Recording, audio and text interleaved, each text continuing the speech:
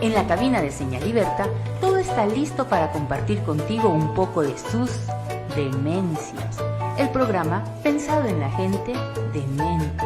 Bienvenido al espacio que abrirá tu mente a la cultura, al arte, a la risa, al análisis, pero sobre todo a tus demencias. Comenzamos.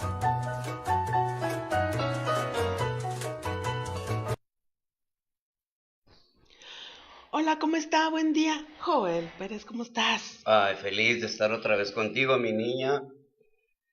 Oye, no me va a decir que no tiene cara de flautista.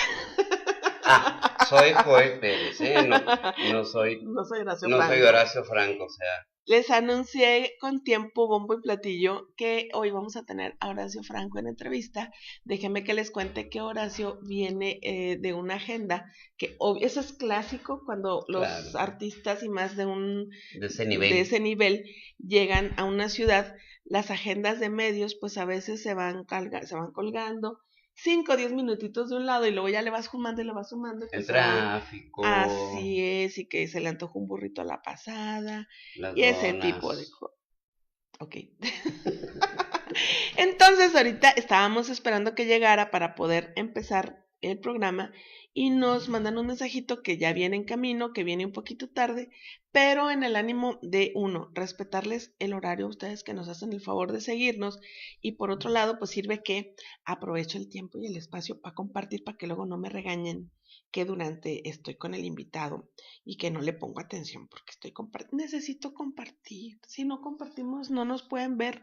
Hay tantísimas opciones dentro del universo de Facebook que si no hacemos el mayor esfuerzo por compartirlo, que por eso les pido que nos ayuden, pues nos perdemos, nos diluimos. Exacto.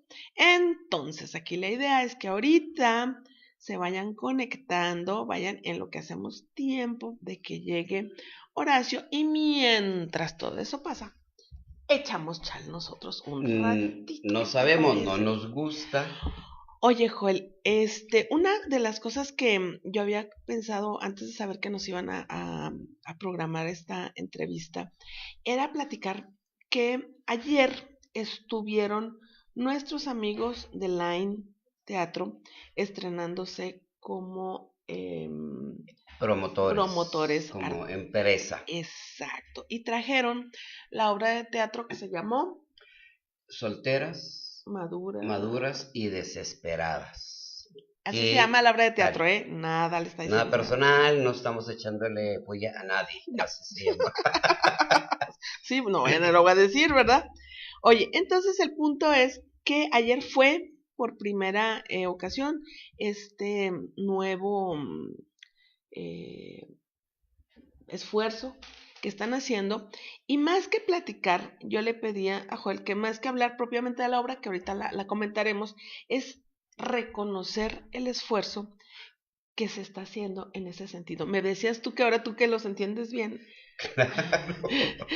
lo complejo que es meterte a producir ejecutivamente el teatro. Sí, porque el hecho de traer un espectáculo, una obra desde la Ciudad de México, son unos gastos.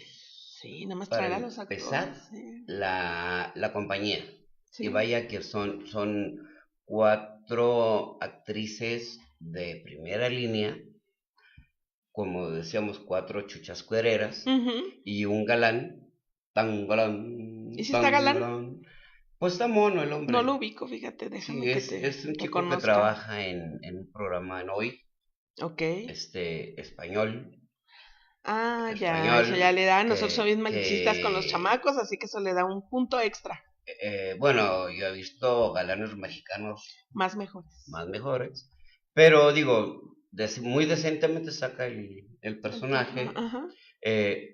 Entonces es una papeleta bastante alta, sí, creo yo, y aparte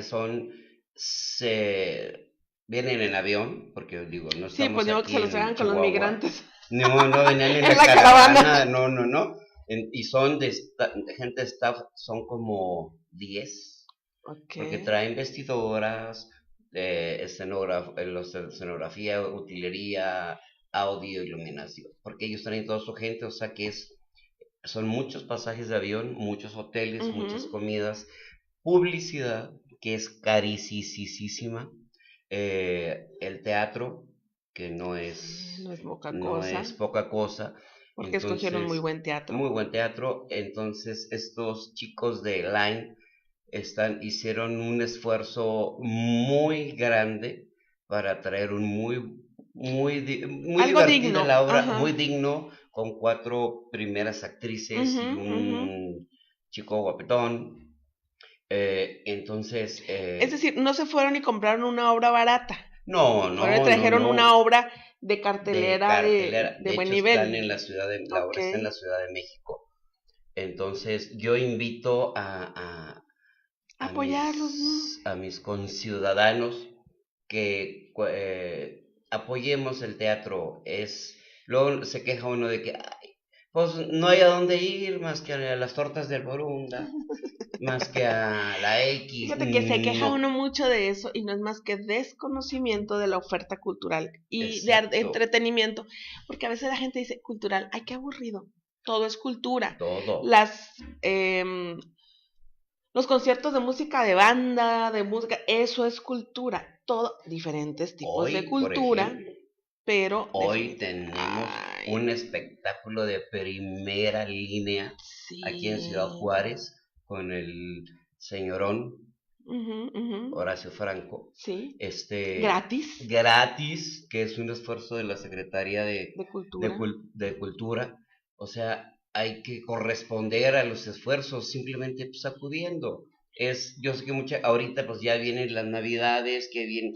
Pero hay que darse uno el regalo. Pero este es gratis, no tiene nada que ver. Sí. No, pero cuando hay espectáculos pagados, eso es gratis, no hay más que estar ahora, 1 hora antes creo, o media hora. Hay que estar dándose sus vueltitas para los boletos. En el centro cultural, porque sí es gratis, pero es, o sea... Con boleto controlado. Con boleto controlado, y van a disfrutar de bueno, a mí ese señor me encanta su música, me encanta su labor.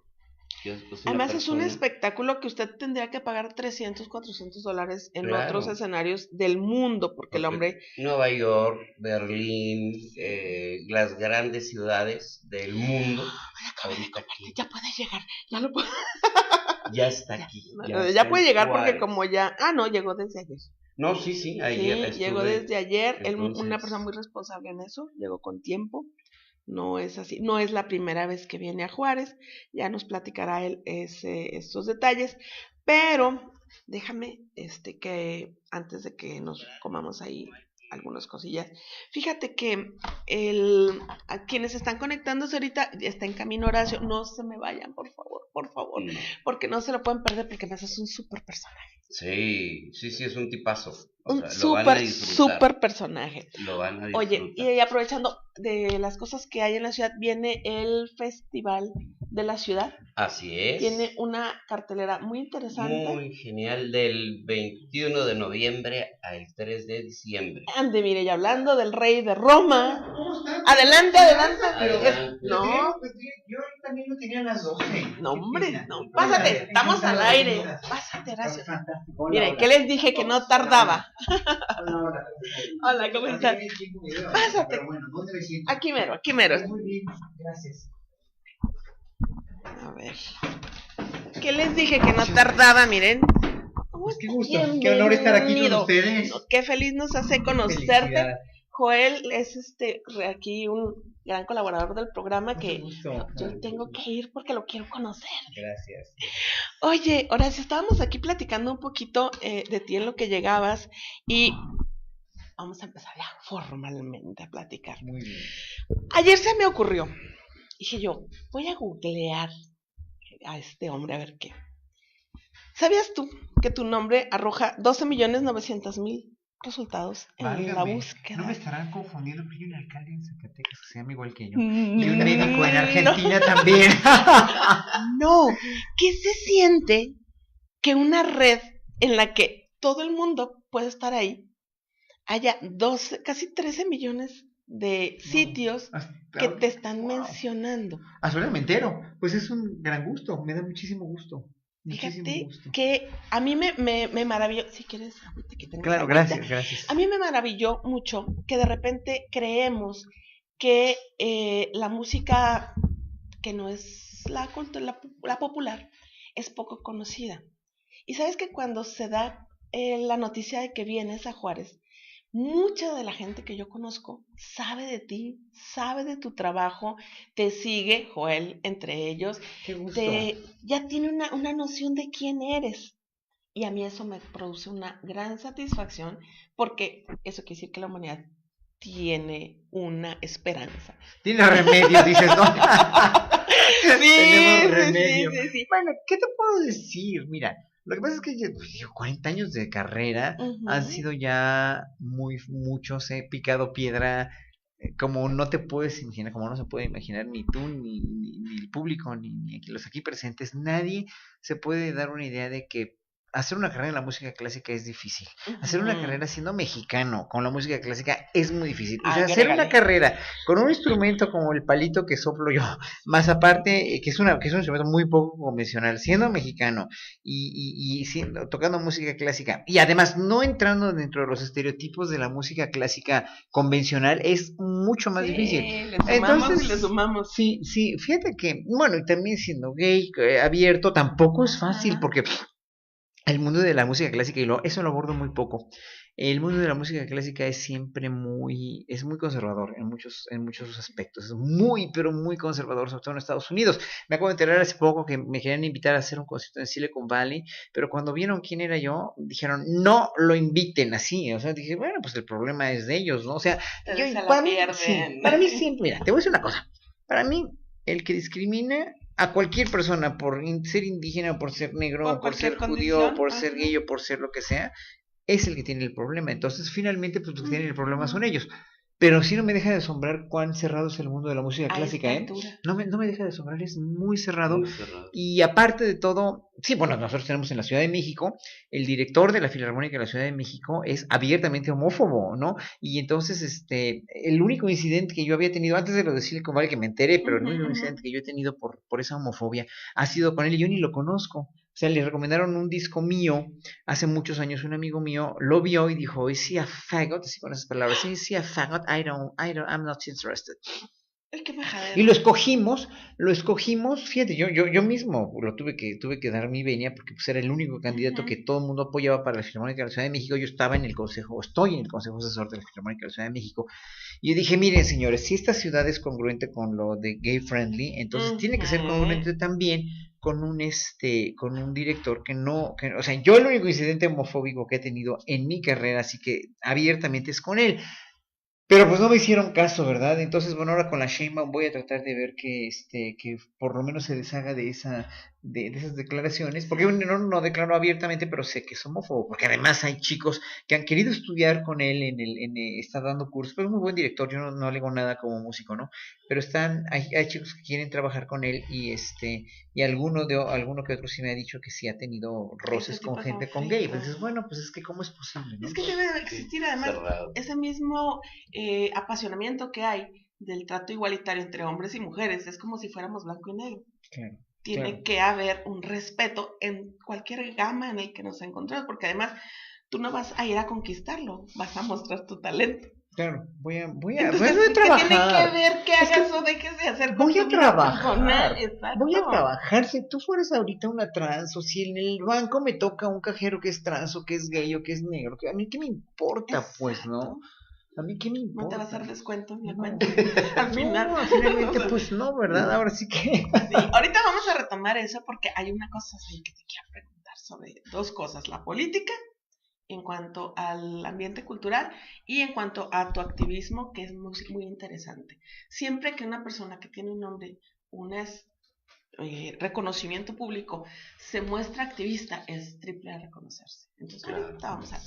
Para quien, dentro de los muchos que es probable que sí sepan quién es Horacio, pues va a haber ahí 2, 3 que no tengan ahí mucha referencia. Se lo voy a contar así, porque mire, con que googleé una de esas 12.900.000 ligas, le va a contar con pelos y detalle toda la vida de Horacio. No tiene caso que perdamos el valioso tiempo en algo que además vas a estar hasta aquí, estar repitiendo. Tú un día te encuentras una flauta y dices, creo que esto me va bien.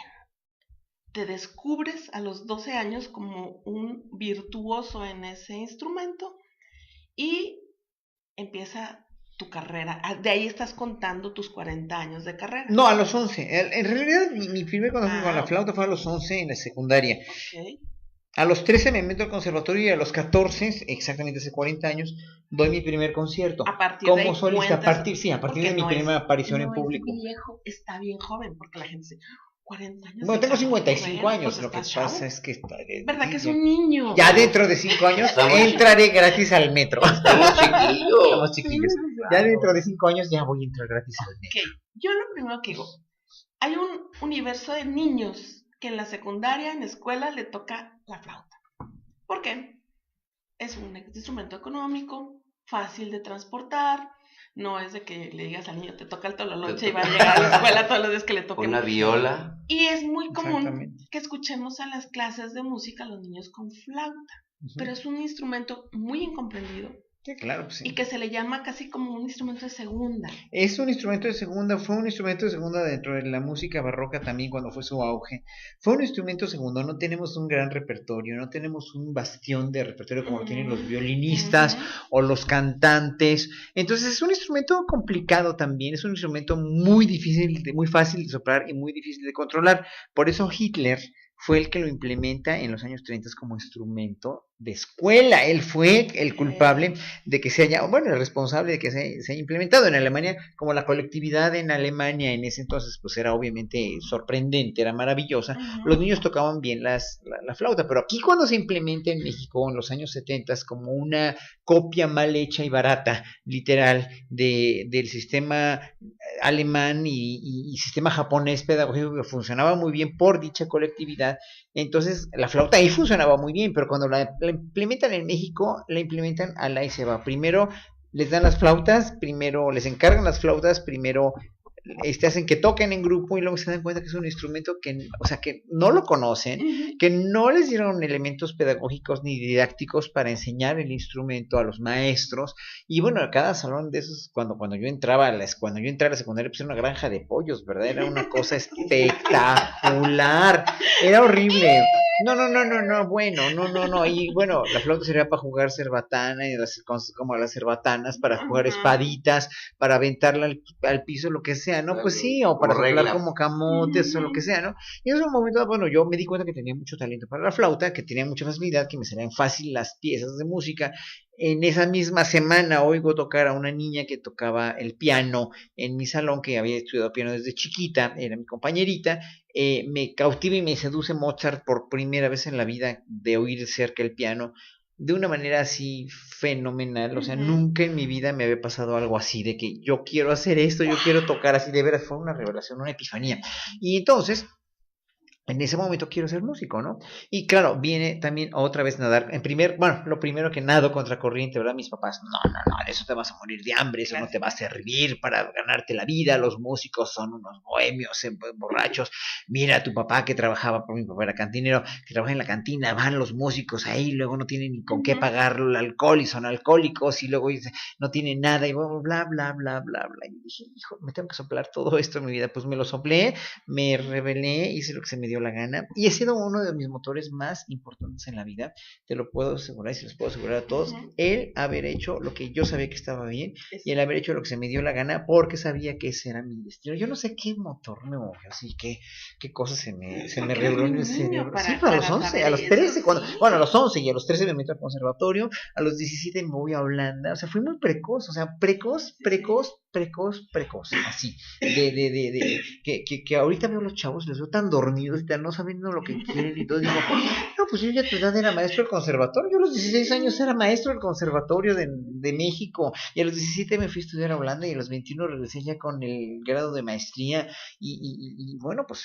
finalmente, por eso tengo 40 años de carrera, los cuales los veo retrospectivamente y digo, híjole, qué trabajo me ha costado, o sea, tengo todavía mucho que lavar y que planchar, eso sí.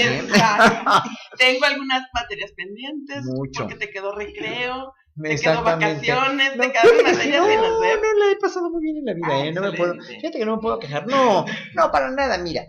Y en un momento dado, el vivir de la música, el vivir con la música y para la música también te da mucha chance de conocer muchos lugares. Entonces, de vacaciones he estado en muchos lugares, he estado ya tocando en los 5 continentes, ya, y cada que voy a un lugar que no conozco, obviamente me quedo algunos días más para conocer bien y bla, bla, bla, bla. O sea, eso obviamente me puedo dar el gusto de hacer eso, pero siempre dando gracias a la vida de que es gracias a la música que es lo que me gusta y que es lo que puedo hacer fácil, nada más. Ya con eso todo lo demás es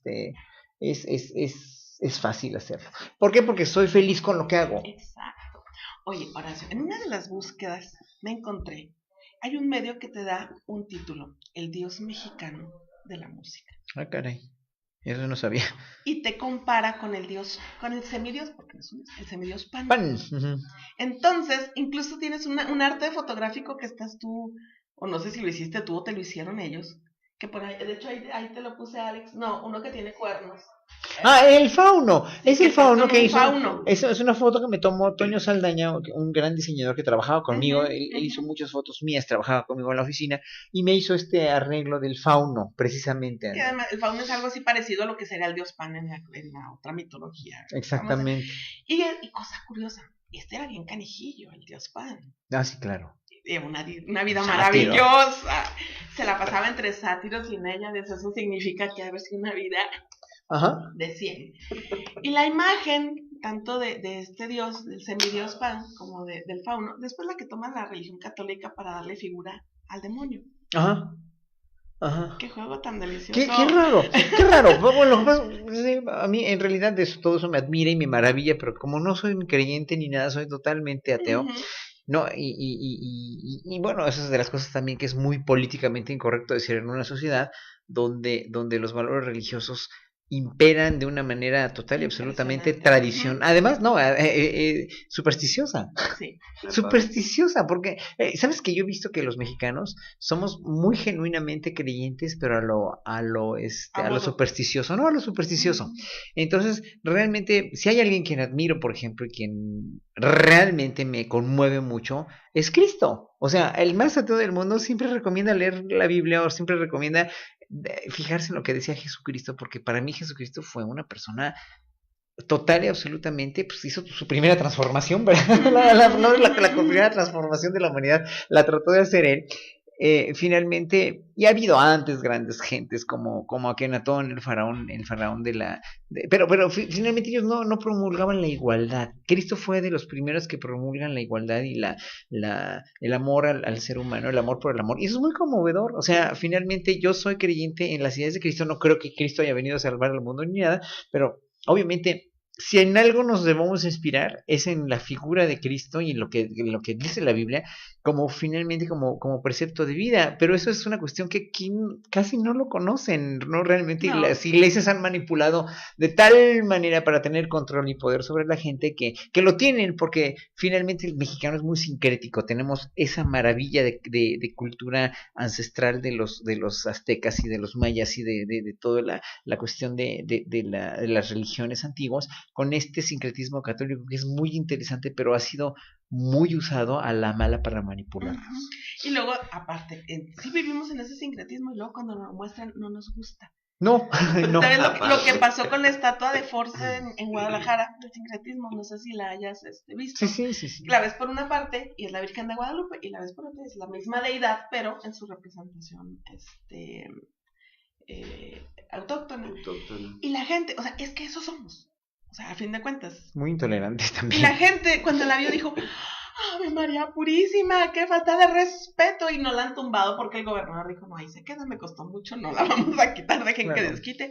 Pero pese a que somos una mezcla total en todos sentidos, no nos reconocemos como tal. Pero pues mira, si existió la Virgen de Guadalupe, la primera que se rasgaría las vestiduras y diría: ¡qué horror! Sería ella, porque en nombre de ella han inutilizado al pueblo, lo han hecho rehén, en verdad, de creencias que los tienen dominados y subyugados. Yo cuando veo a la gente que va el 12 de diciembre a la villa, a la basílica, dices, híjoles, no puede ser, mejor que se pongan a trabajar o que pongan o sea, si creen en eso, mejor que lo crean desde adentro y no desde afuera, porque finalmente las creencias y el bien y la bondad humana, en la cual yo creo totalmente, ¿no? Porque además creo mucho en la bondad del pueblo mexicano, porque el pueblo mexicano es muy bondadoso, es muy bueno de cepa, ¿no? Que haya tanto crimen, que haya tanta tranza, que haya tanta corrupción, es porque nos han educado de una manera tal que vivimos rehenes de esa corrupción y de esas cuestiones, ¿no? Pero el mexicano es una gente trabajadora, industriosa, ocurrente. Miren cómo manejamos el español. O sea, ningún pueblo, ningún país de los que conocemos que hablan español, ¿no? De argentinos, peruanos, colombianos, venezolanos, españoles, ninguno maneja el lenguaje con tanta creatividad como el mexicano. Somos una bala en cuestión mental, o sea, somos gente muy industriosa. O sea, de verdad nos han hecho perder, los gobiernos nos han hecho perder la confianza en nosotros mismos.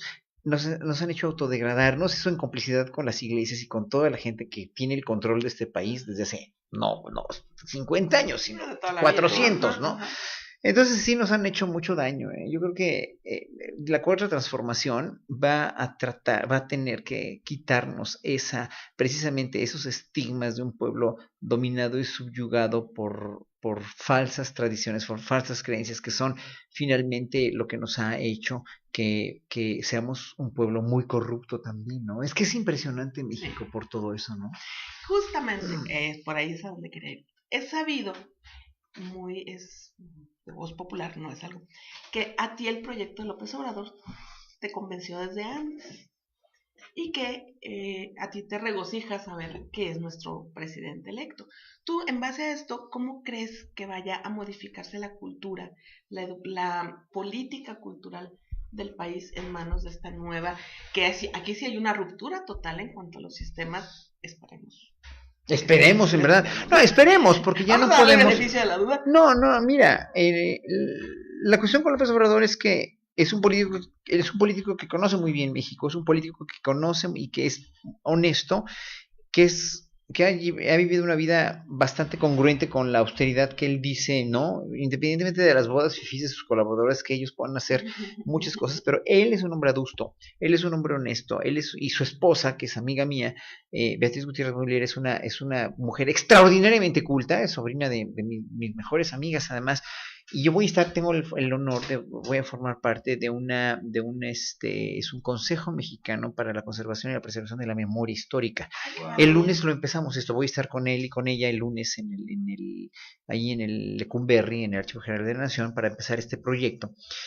Y precisamente le quiero sugerir, estaba yo pensando hace ratito, le voy a sugerir a Beatriz y a Andrés Manuel que empiecen una campaña en verdad de educación cívica masiva, como lo necesitamos en México, que empiecen campañas de educación y de culturización a todos los lugares posibles en este país, ¿no?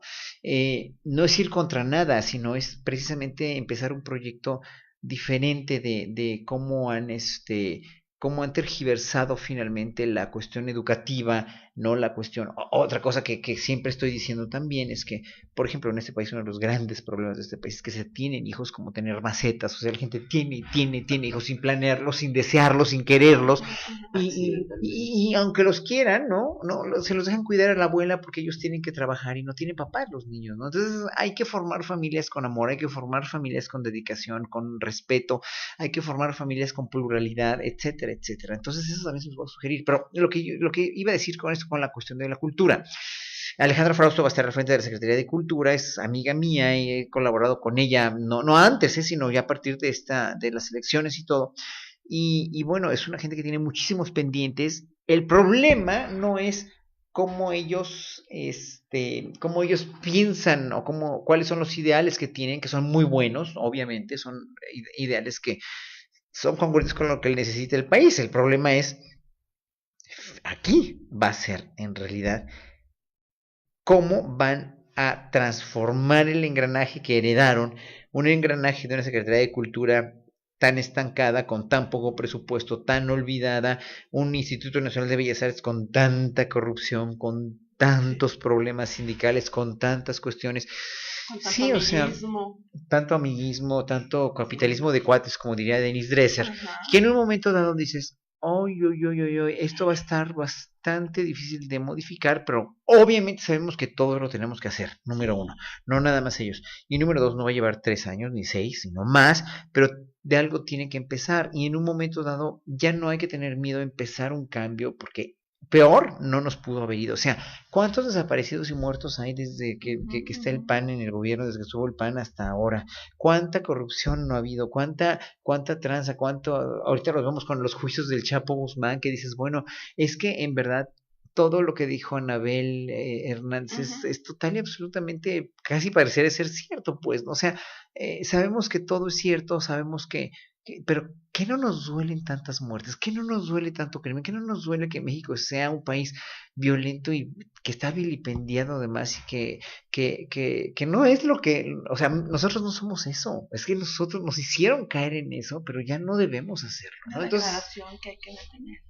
Y romper inercias va a totalmente. ser lo más Eso es lo más difícil. difícil de la cuestión cultural. Ujú. Respondiendo a tu pregunta, todo va a ser complicado, va a haber que nadar mucho contracorriente, pero yo estoy seguro que en ese sentido lo van a tratar de hacer lo mejor que puedan. Digo, a mí me ofrecieron un puesto como director del FONCA.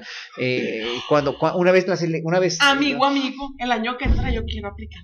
Sí, pero yo no lo voy a ir. Amigo. No, pero para nada lo acepté, ¿no? Eso fue hace 4 meses, no, eso fue hace como Ya 3 meses.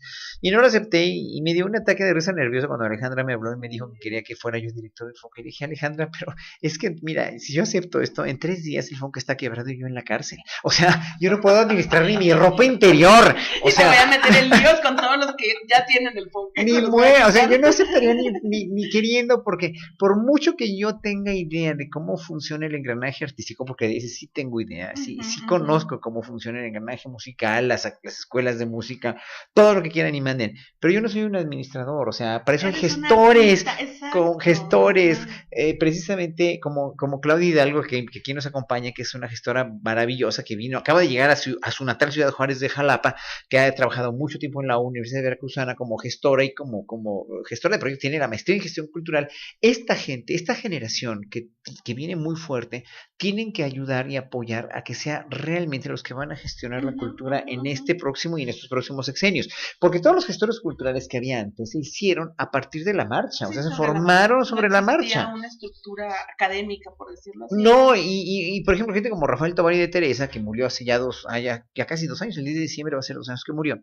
Rafael Tovar de Teresa era una gente brillantísima y era un político de cepa muy fuerte, muy arraigada, pero él se formó también sobre esa marcha y en un momento dado, cuando no tienes ya todo el dinero que le dio Salinas de Gortari en su primera gestión y luego Zedillo, o sea, cuando no tienes toda esos privilegios que te da el hecho de ser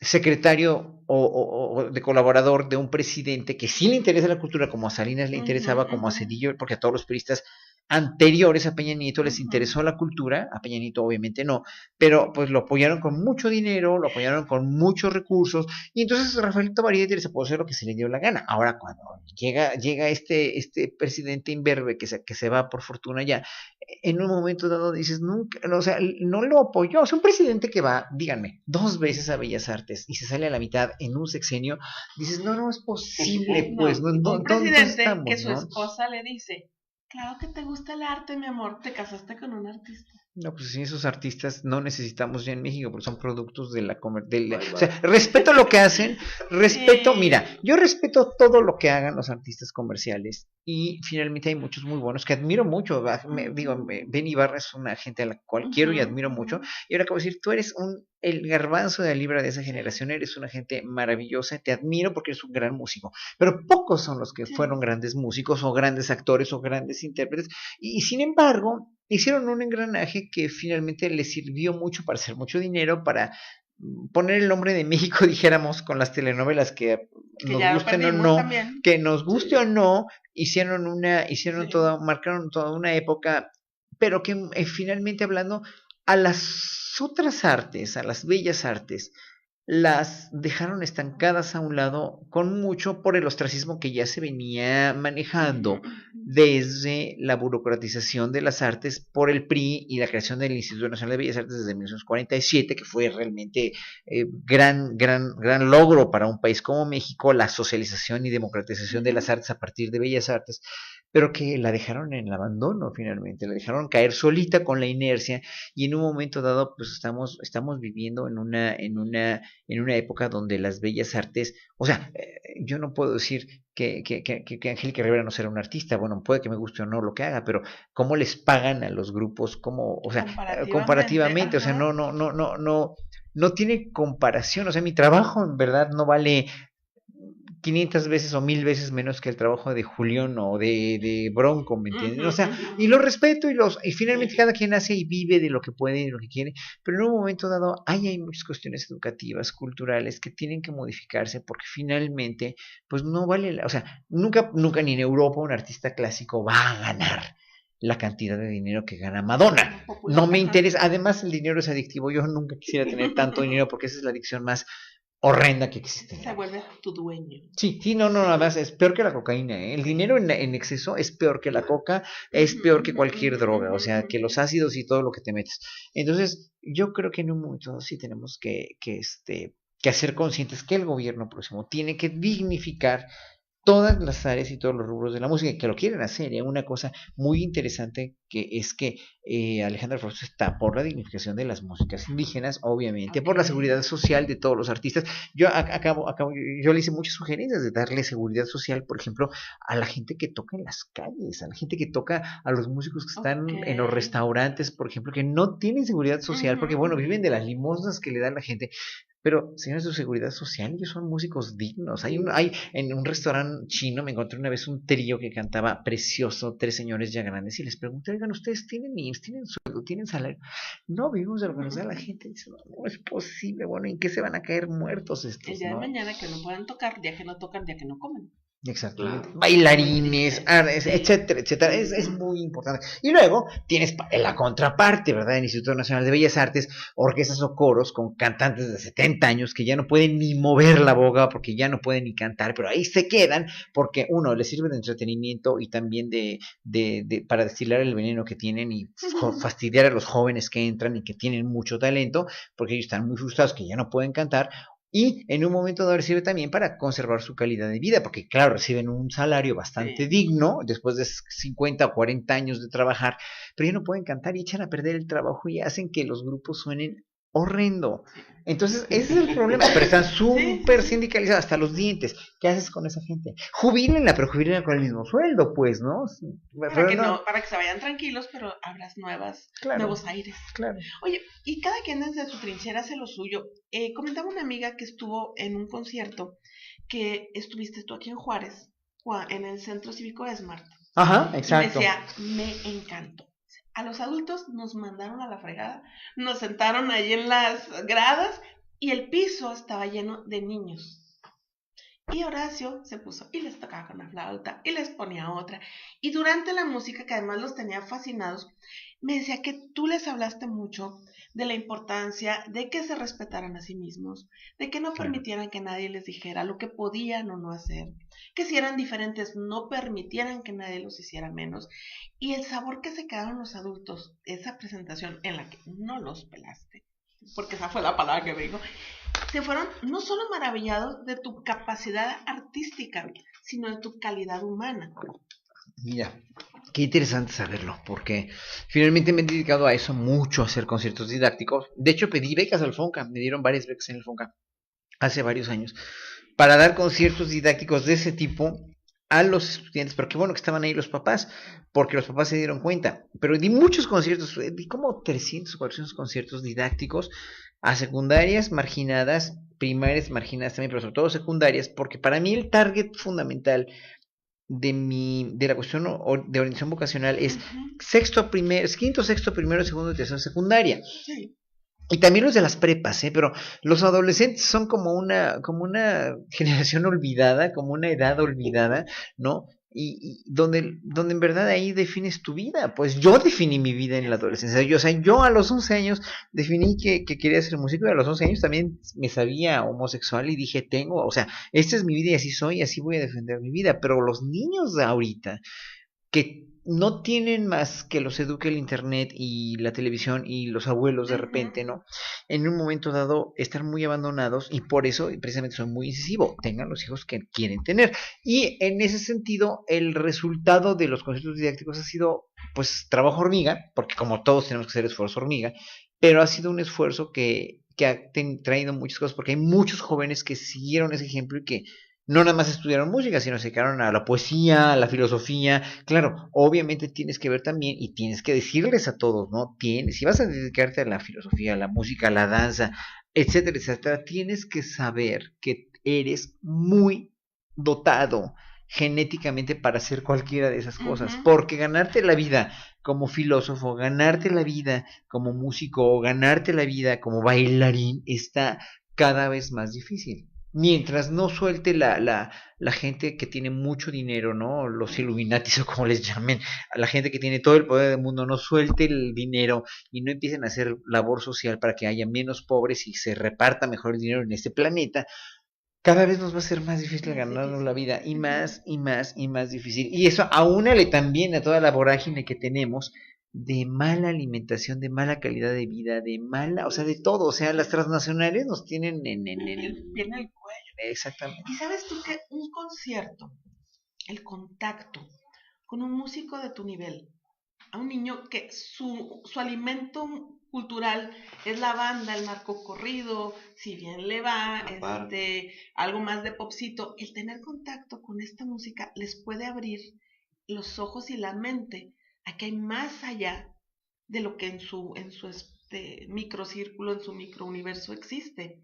Y eso puede ser tú, dices, es que trabajo hormiga. Sí, pero ese pequeño trabajo hormiga puede consistir en el cambio total de la vida de más de uno de los niños. Es que todos los artistas deberíamos hacer trabajo hormiga en ese sentido. Y mira, por ejemplo, los chicos que tienen esta yo diría esta tragedia de tener padres que no los encausan y todo, pues en un momento dado sí su vida va a estar marcada por precisamente la violencia en la que viven, la violencia que viven en casa, los narcocorridos que les refrendan eso, y todas las cuestiones que ven y que no tienen que no tienen límite, ¿no? Y entonces en ese sentido, bueno, son vidas echadas a perder. Por eso vuelvo a decir, o sea, es que sí le voy a decir a López Obrador, por favor, una campaña no es control de natalidad, es reflexionar. Es que los mexicanos somos padrísimos en todos los sentidos, menos en uno. Primero, somos muy reflexivos.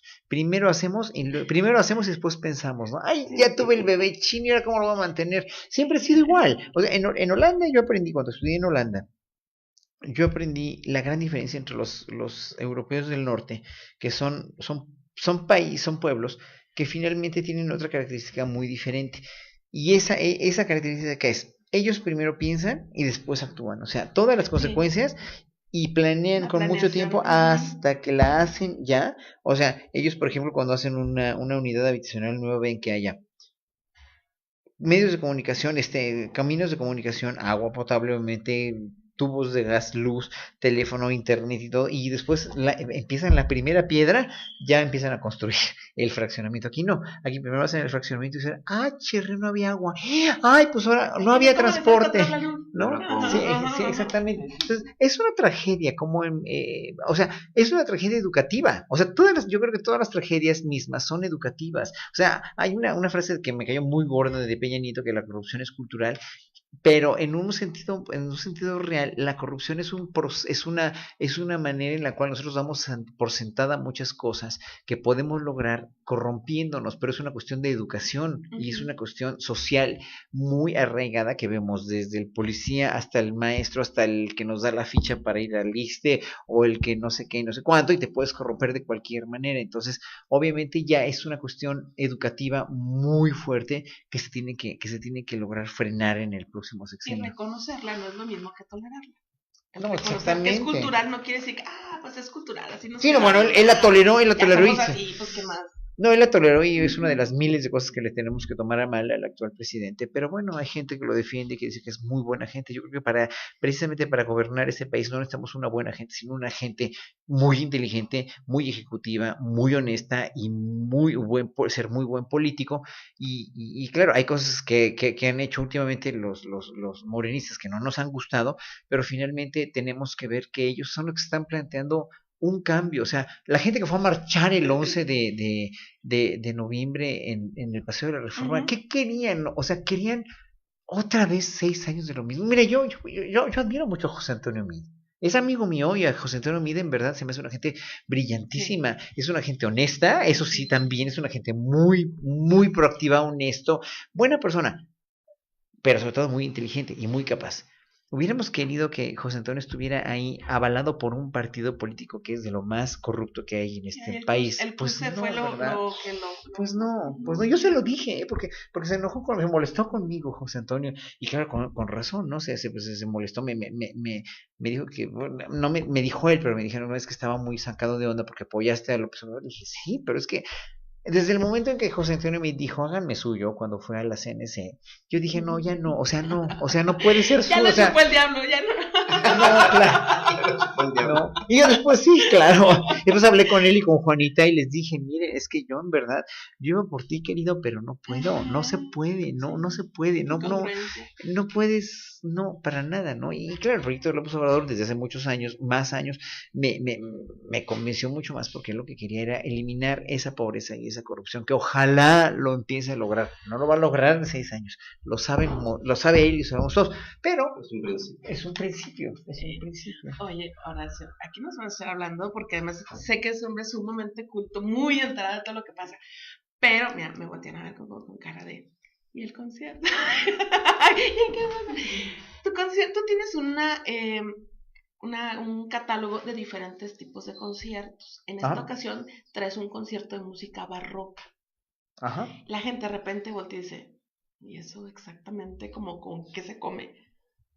Mire, usted vaya y va a salir de ahí con el espíritu fortalecido, porque es una música, bueno, la flauta per se es un sonido muy agradable. Oye, antes que se me olvide, es otro medio que, aparte de que sé que eres el dios mexicano de la flauta, sé que eres el sucesor de Jean-Pierre Rampal. Pues yo no sé, Jean-Pierre Rampal tocaba flauta transversa, Verónica, lo sabes ahí, perfectamente. Sí, no sé, yo creo que más bien el suceder a alguien quiere decir hacer lo mismo que hacía él, y yo no, realmente yo soy muy diferente, porque yo hago mucha música, o sea, me dedico a la música clásica, estoy en el conservatorio como profesor de tiempo completo, dando música clásica, o sea, soy profesor de tiempo completo, doy metodologías de estudio, doy interpretación de la música, conjuntos de cámara, bla, bla, bla, no, pero, y soy un técnico de la música, en realidad soy un técnico, soy un músico técnico en cuanto a el rigor que requiere estudiar música clásica. Pero he tocado muchos otros géneros, me he metido con hacer música con indígenas, he hecho crossovers con Eugenia León, con Susana Harp, Susana Zabaleta, Eli Guerra, Natalia Lafourcade, etcétera, etcétera. A todas ellas las respeto, los quiero mucho, bueno, con Fernando Rivera Calderón muchas cosas, pero la cuestión aquí es que yo soy un artista como soy yo, o sea, yo en un momento dado puedo hacer performance con un bailarín en un festival de improvisación de danza, pero también puedo hacer música con indígenas. Yo te vi tocando con un derbaque. Con el derbaque, sí. Te juro que esa fue lo que hizo que yo amo a este hombre. O sea, gracias. Me encantó. Yo creo que la comparación que hacen con Rampal, y quiero irme por ahí, es que uno de los méritos que tiene él es como volver a poner la flauta en un espacio en donde se vea. Y yo ahí es donde más bien creo que es donde se enlazaría contigo, porque es no solamente poner a la flauta en un espacio en México, porque nunca la ha tenido. Es decir, tú lo que haces es poner la flauta a los ojos de México. Claro, porque hay muchos colegas que lo hacen en Europa y en Estados Unidos, pero también es un instrumento muy vilipendiado, muy ignorado, muy incomprendido.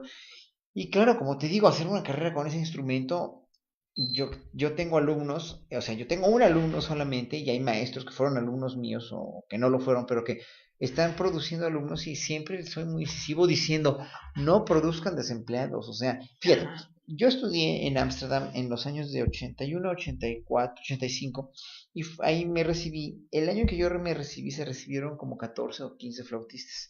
De todos esos que se recibieron, nada más 3 fuimos los que nos dedicamos a eso, porque no pudieron vivir de eso. Otros se fueron a trabajar a otra cosa en la música, otros se dedicaron a otra cosa que no fuera música. Y dices, bueno, entonces, ¿para qué? No? A partir de ese año, mi maestro, que era una eminencia, que ya no toca mucho, pero que era el mejor maestro, él ya no da clases ahí en el Conservatorio de Ámsterdam, pero pues sí, era producir desempleados, Sí, pues, ¿no? muy frustrante. Es muy frustrante. Hay instrumentos, como la misma flauta transversa, por ejemplo, que están produciendo a borbotones, o como la guitarra, por ejemplo, están produciendo guitarristas, las escuelas de música a borbotones, y buenos guitarristas, ¿no? Otros no tan buenos, pero ¿de qué van a vivir? O sea, el piano, la guitarra, la flauta transversa, son instrumentos que están muy sobresaturados, pero muy sobresaturados, y yo les digo a la gente de los conservatorios, de las escuelas profesionales, admitan gente que quiera estudiar oboe, que quiere estudiar corno, que quiere estudiar fagot, que quiere estudiar viola, porque faltan muchas violas, oboes, fagots, cornos. O sea, estamos hablando ya de ofertas de trabajo y que tenemos que ser pragmáticos en ese sentido, porque hay sobreproducción de clarinetes también, ya con las bandas juveniles, que hay un montón de talento. Digo, váyanse a Oaxaca a cualquier estado de la República, unos niños clarinetistas tan talentosos. Bueno, van a estudiar música profesionalmente. ¿Y de qué van a vivir? Si en una orquesta sinfónica hay solamente 2 clarinetes o 3 cuando mucho, ¿no? Hay 20 violines, ¿no? Esos nunca van a tener chance nunca les va a faltar trabajo, pero los clarinetes a los fagots, o sea, digo, a los fagots, sí hay necesidad de fagots porque nunca hay fagotistas, ¿no? Pero a los clarinetes, por ejemplo, a las flautas transversas o a las guitarras que no entran nunca en ninguna orquesta, así como mariachi cuando mucho. No, y es muy frustrante para muchos, ¿no? Viven de concursos o viven de prestado. Eso es terrible. Entonces, tú presentas esta noche más bien, tu repertorio en cuanto a música barroca. Bueno, va a ser 7 conciertos de Antonio Vivaldi, que es el que compuso Las 4 Estaciones, que es una música padrísima, muy difícil. Son obras muy, muy extraordinariamente difíciles. Y claro, evidentemente es un programa muy, muy variado, muy con muchos tipos de obras del mismo Vivaldi, varios tipos de flautas también que toco ahí, y a la gente se le va como agua, así que va a ser muy entretenido. ¿Tú compones? No, esa es otra cosa. Okay. No, yo nunca quise ser la de creador, porque para ser compositor actualmente, si yo hubiera vivido en el siglo XVIII, hubiera sido compositor. O sea, Vivaldi tocaba el violín, Mozart era pianista y tocaba violín también y hacía sus obras, no componía. Chopin era el gran pianista y hacía sus obras también, pero hoy por el siglo XX, siglo XXI, todo el siglo XX también, la cuestión de la especialización en composición se puso cada vez más y más y más exigente, y hoy por hoy en el siglo XXI, a mí que me tocó aprender la música en el siglo XX, para ser compositor necesitas de veras definir un lenguaje propio muy especial, porque hay una amalgama de muchos lenguajes de los cuales te puedes colgar y especializarte en un lenguaje, y encontrar tu lenguaje es bien difícil. O sea, es de lo más complicado que hay para ser compositor. Entonces te pierdes en tu vida siendo compositor. Sin embargo, hoy por hoy hay una carrera en CalArts, aquí en California, que se trata de precisamente Music Performance, Composers Performing, que es los compositores toman un instrumento, estudian el instrumento, o sea, con el mismo rigor que estudiamos nosotros, y son compositores también. Entonces es muy interesante, se está vinculando otra vez el hecho de que el compositor sea el intérprete. El intérprete. O sea, porque lo que tienen que entender es que no es que yo trate de denostar a los cantautores, pero la música popular es mucho más fácil en ese sentido. Sí, con que domines los otros y la música. Pero hay muy buenos, digo, imagínate a Silvio Rodríguez tocando la guitarra, cantando y componiendo, él es un genio, o sea, son geniales. son geniales, pero no va a ser lo mismo con un compositor que toca la flauta dulce o que toca el piano, no siempre, ¿no? Pero, por ejemplo, Manzanero, yo a Manzanero lo admiro muchísimo porque es una eminencia, yo lo vi tocar algunas veces en vivo, y este señor sí, bueno, la voz no es el órgano más bello del mundo, pero es un gran artista. Sí. Toca muy bien, toca extraordinariamente bien el piano y compone maravilloso. En ese tipo de música sí puede haber lo de ser cantautor, pero ya en la música clásica es muy difícil, complejo. muy complicado, muy complicado. Okay. Bueno, usted se va a encontrar en Horacio Franco, además, un hombre que tiene bueno, voy a usar el término en inglés, pero un outfit, una imagen increíble. O sea, rompes por completo la estructura del pensar de él. El músico pues así, el smoking y así todo. Tiene un cuerpazo. Déjeme que le diga, yo ya vi muchas fotos, tiene un cuerpazo. El hombre le dedica al gimnasio muy buen tiempo, que además tienes muchas de las cosas que hablan de una persona con muy alto coeficiente intelectual. El dominio de la música, el que te guste el ejercicio, el que estés enterado de las noticias. O sea, ayer que estaba checando yo, ay, mira, no sé qué coeficiente intelectual tengas, pero las pistas indican que bastante alto. Haces un ejercicio sobre el escenario que le da también la apertura a la gente de entender que lo clásico no es aburrido. Claro, para nada. Es muy enriquecedor el verte trabajar. Gracias. No, es que la música clásica es la música europea, que finalmente lo que pasó, miren, para que entiendan, se debe llamar música clásica, es música clásica. La música es el lenguaje más primigenio que tenemos los seres humanos. Es el lenguaje más, ¿por qué? Porque desde que somos fetos, que estamos en el vientre materno, oímos esto del... La frecuencia cardíaca. Ese es el sentido del ritmo. Tenemos implícito en nuestro corazón el sentido del ritmo. Cuando nacemos oímos las melodías y los cantos de nuestra mamá o lo que sea, las canciones de cuna, y empezamos a identificar melodías. Bueno, somos música desde que nacemos. Es de todas las bellas artes, es la más primaria de todas. Bueno, pero fíjense nada más. Los seres humanos empiezan a inventarle un lenguaje escrito a las palabras hace 5000 años. Se inventan los jeroglíficos egipcios, la escritura cuneiforme mesopotámica, todas las escrituras de los glifos de los mayas se inventan mucho después, pero también son milenarios, la escritura hindú, la escritura china, ¿no? Los ideogramas chinos, etcétera, etcétera. Bueno, es paradójico cómo fueron tan idiotas las civilizaciones antiguas de no haberle inventado un lenguaje escrito a la música, porque hubiera sido fenomenal que ahorita conociéramos cómo sonaba la música en el antiguo Egipto, en Grecia, Roma, Mesopotamia. Tocaban en el arpa, los que vemos con el arpa, que nada más los vemos están así. Sí, pero no sabemos cómo, porque no escribieron su música. Nosotros los europeos inventaron una escritura exacta y perfecta, dijéramos, para anotar alturas de los sonidos y tiempos. Entonces, con ello la música europea se disparó tremendamente, muy fuerte, pero no quiere decir que la música europea, sí, bueno, obviamente, no quiere decir que exprese otras emociones, o que exprese aburrimiento, que exprese ganas de dormirte, no, expresan las mismas emociones y los mismos sentimientos que los Tigres del Norte, o que los Yonix, o que Sandro de América, las expresa cualquier tipo de música clásica en los siglos anteriores, pero con un lenguaje muy, pero muy establecido como un lenguaje intelectual, un lenguaje total y absolutamente arquitectónico, con una ingeniería de diseño, además, con una ingeniería y una arquitectura que es diseño, finalmente muy bien planeada. Entonces, los compositores europeos, no los grandes compositores, porque hay muchos muy malos, también no, hay mucha música clásica que es muy mala, nunca vamos a decir que toda la música, exactamente, pero toda la música de los grandes genios es música maravillosa, que está total y absolutamente te envuelve y te dice muchas cosas. Sí. La cosa es que también, como padre de familia, y si tienes hijos, tienes que crecer y ayudar a crecer a tus hijos con esa música y con toda la otra, además. Ponerles de todo. Sí, para que tengan la opción de elegir. Exactamente. Porque ahí es el punto, que tengamos esa capacidad de elegir.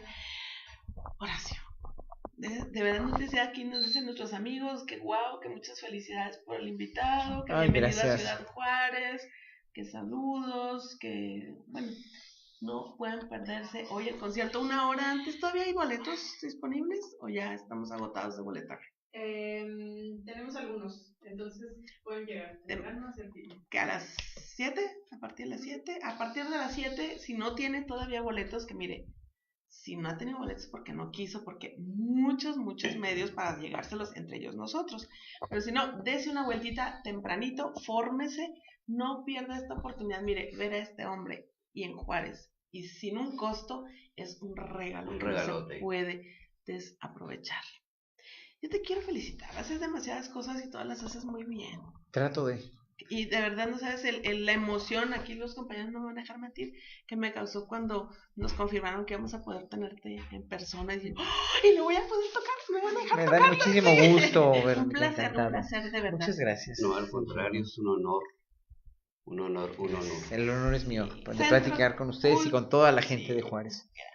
Gracias. Centro Cultural Paso del Norte, váyase a las 7, el concierto empieza a las 8, 2 horas.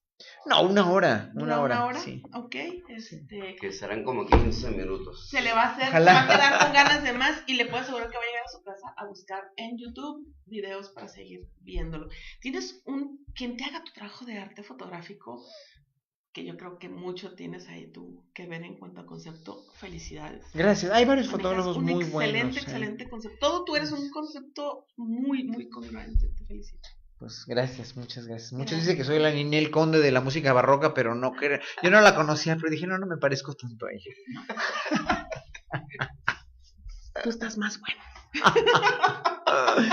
Muchas gracias, esto fue Demencias. Gracias, Joel. Un honor, gracias a ti. Alex Gracias, Castillo en bien. los controles, muchas gracias por acompañarnos. Gracias, No se pierdan, hoy a las 7 vaya a hacer fila, llévese su buen abrigo, no sean malos, dejen hacer fila por adentro, no sean gatos. Sí, claro. Sí, porque... No, que dejen entrar al público desde antes. Muchas gracias. Sí, déjenos entrar pronto y nos vemos, ahí nos encontramos y le puedo asegurar que mire, más de una fila va a haber gente que a través de Tenemos Mucho que Decir y Demencias obtuvo sus boletos, así que y estése pendiente porque vienen cosas muy buenas. La Secretaría de Cultura en Chihuahua y en particular los amigos de la Subsecretaría en Zona Norte están haciendo un gran trabajo. Así que pues nos vemos hoy en la noche, muchas gracias, bonito fin de semana, nos vemos aquí el lunes, gracias.